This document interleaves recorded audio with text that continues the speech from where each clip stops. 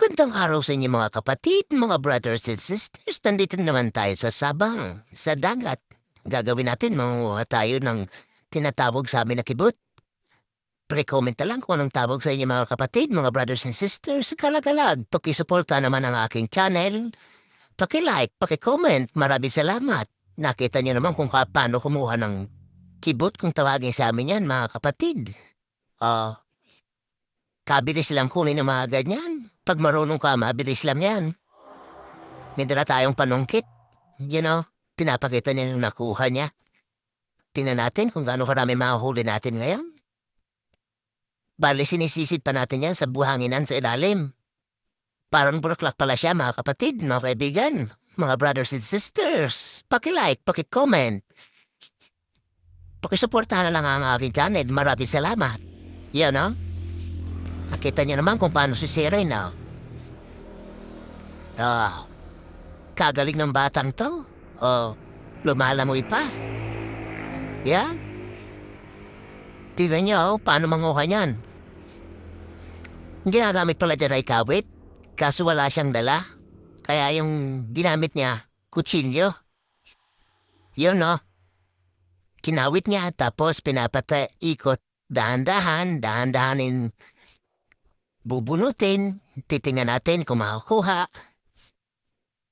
Yun, kabilis lang kunin, di ba? Kabilis lang kumuha ng ganyan. Masarap pala yung ginagawa namin dyan, ginagataan. Ang gagawin mo dyan, pag nakuha mo na yan. Masarap ng ulam yan, ginagawa namin dyan. Hihiwain mo na yan pag nakuha na, tapos babad sa suka na maraming asin. Lalamutakin para naman matanggal yung mga dumi-dumi niya. Kasi nasa lupa yan, ang daming mga bato-bato, ang daming buhangin. Ganyan ang paglinis niyan. Pag malinis na, gagataan mo na lang. Kasarap naman yung pag ginataan. Nakita niyo kung paano kumuha? Kabilis lang kumuha basta mayroong kang hawak na panungkit. Susungkitin mo siya, papaikutin. Kabilis lang, di ba? At tingnan natin kung marami pa mahuli. Yun, sumisid naman ha. Tingnan niyo kung paano kunin. Tinusok. Tapos, papaikutin niya yan na pinaikot na ha.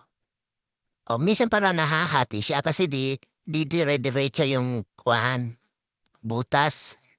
Kaya minsan, yung makukuha mo, kalahati na lang, putro na. Pero pag natamaan mo siya talaga dire-diretso, buong-buo siya nakukuha. Ganyan ang pagkuha niyan. Yung iba, ginagamit yung kahoy na lang. Tingnan natin kung marami pa. Yan ha. May isda pa. Kalit naman ng isdang aray. Kita niya, yun.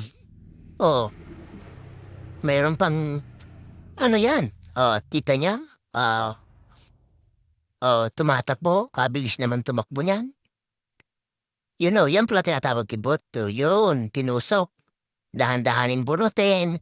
Makikita niyo naman, buong-buo na huli, kabilis lang.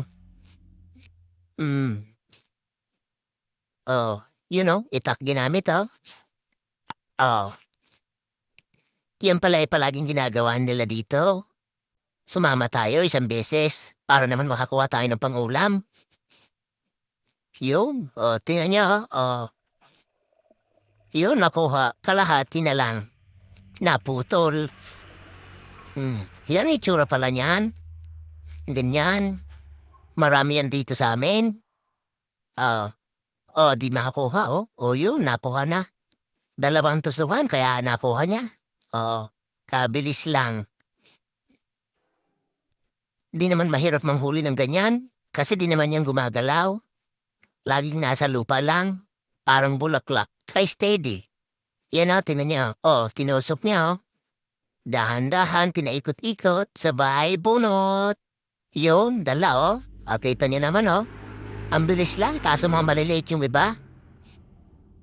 Pero pwede na yan kahit maliliit. Makakaulam na yan. Di ba? Kita niyo naman, bilis lang manguha. Yun, Yun, kinamay na lang. Wala tayong panungkit na dala kaya kinamay natin.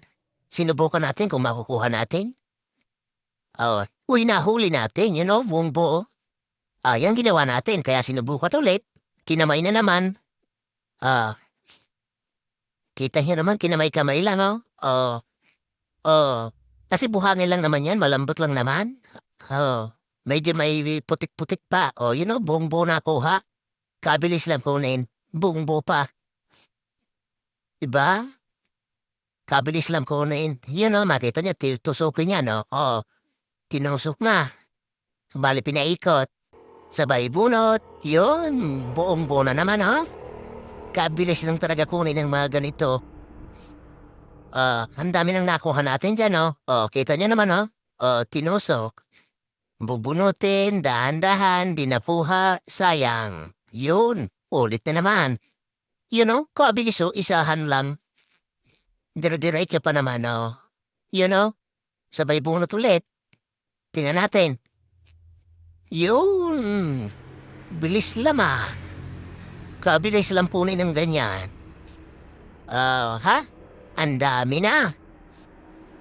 Dami na natin nakuha. Kasarap-sarap pa naman yan. Tingnan mo naman yung bata, nangangapan ng talangka. Mga kasag kung tawagin sa amin. Yun, bali napunta tayo sa may mga ganyan. May mga kasag. Alimasag.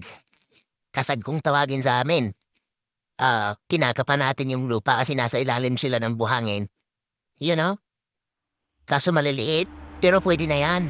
Makakaulam na yan. Ha? Ang dami dyan.